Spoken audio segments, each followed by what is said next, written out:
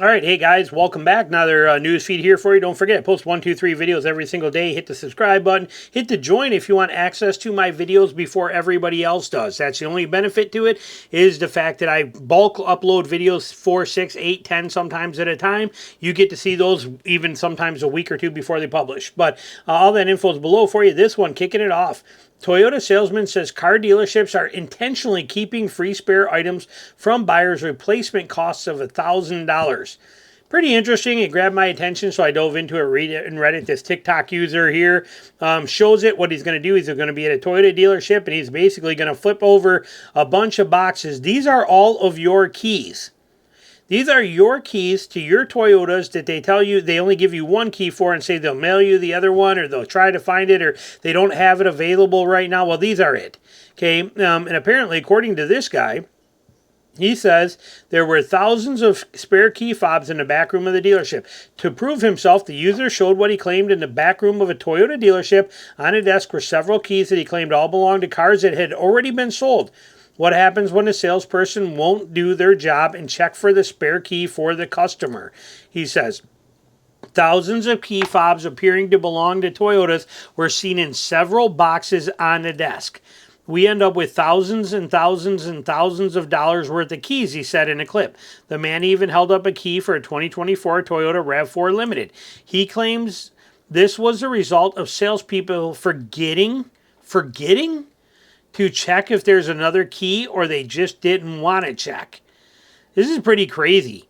Okay, this video has over 225,000 views, and people go on to say here, the dealership will hold spare keys to charge for a second key even when they already possess it.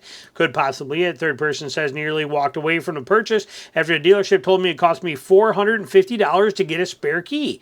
Games. Do you see what we're saying at here? I said no deal then, asked them to wait. 15 minutes later, I had 2 keys and a valet key, they wrote. Okay, this is insane.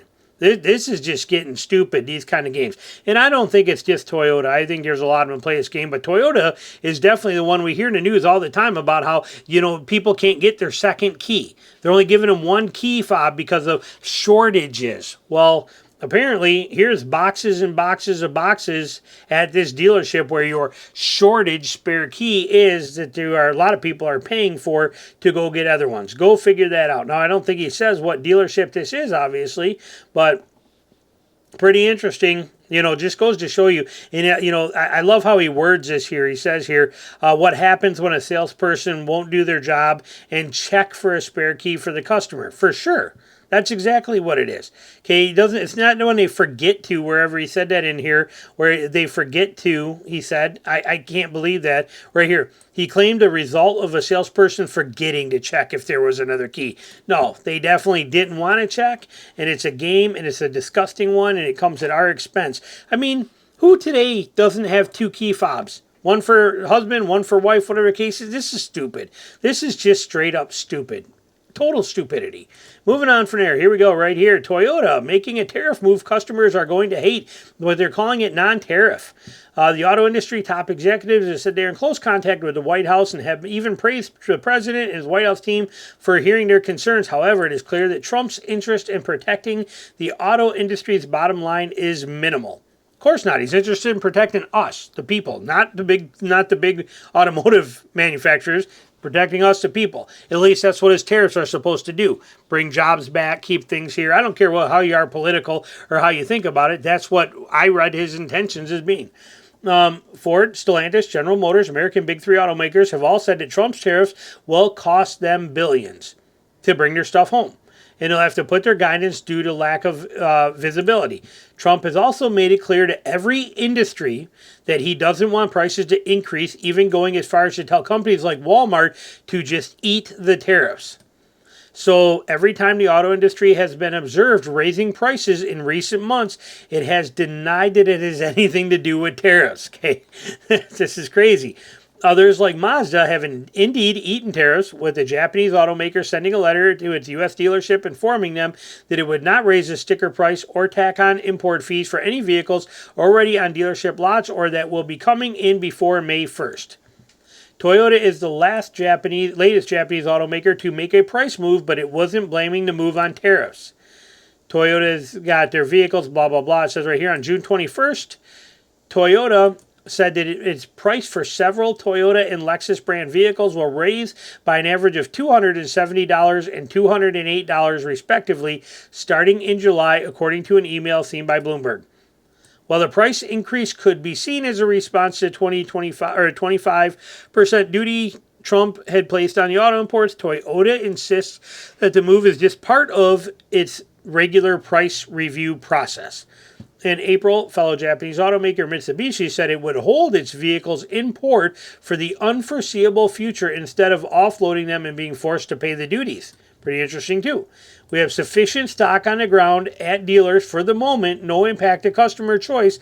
That's the company said at this time. So, pretty interesting to see how this stuff is playing out. But the news for you, the important part for you, is that if you are planning on buying a Toyota, effectively now on June 21st, this is 23rd as I'm doing this, but their prices are going to be going up. Prices will be going up. They say on, I thought it might have said July 1st. You'll have to look at this and see, but either way, yeah, respectively starting in July, right here, starting in July.